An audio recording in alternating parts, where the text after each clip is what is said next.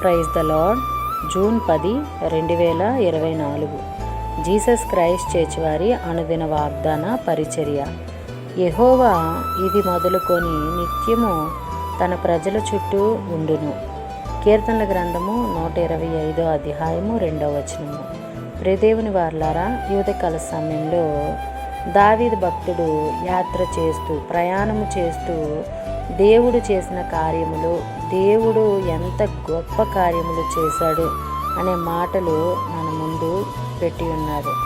ఏమిటి ఆ మాటలు అంటే, యెహోవా యందు నమ్మకం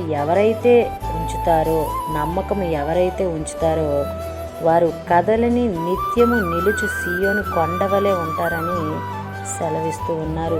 సియోను అని అనగా పరలోకము. ఆ పరలోకము కదలదండి. ఎందుకు అంటే ఆ కదిలించే శక్తి ఎవరికి లేదు. ఇప్పుడు మనము నిలబడామంటే గాలి వచ్చినా, ఒక తుఫాన్ వచ్చినా, ఒక వరద వచ్చినా మనము కదిలి దాంట్లో కొట్టుకుపోతాం. కానీ సియోను కొండ దేవుని పరలోకము కాబట్టి, దేవుడు ఉండే చోటు కాబట్టి దాన్ని ఎవ్వరు కూడా కదిలించలేరని దేవుడు సెలవిస్తున్నారు. అలాగా దేవుడు మన చుట్టూ, యెరూషలేము చుట్టూ పర్వతములు ఉన్నట్లు, ఎలా అయితే ఆ యెరూషలేము పరలోకము చుట్టూ ఎలా అయితే పర్వతాలు ఉంటాయో అలాగ దేవుడు మన చుట్టూ కూడా ఆయన కంచి కావలి వేసి భద్రపరుస్తానని సెలవిస్తూ ఉన్నారు. కానీ మనకు మాత్రం నమ్మకం మాత్రం ఉంచమంటున్నారు. అందుకే ప్రజల చుట్టూ ఉండును అని అంటున్నారు. ప్రజల చుట్టే ఉంటారంట.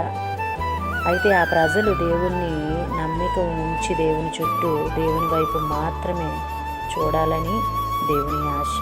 అలాగే వాగ్దానం మనలో, మన కుటుంబాల్లో నెరవేరాలని కోరుకుంటున్న వారు పాస్టర్ శైలేష్ గారు. అందరికీ praise the lord. God bless you. Amen.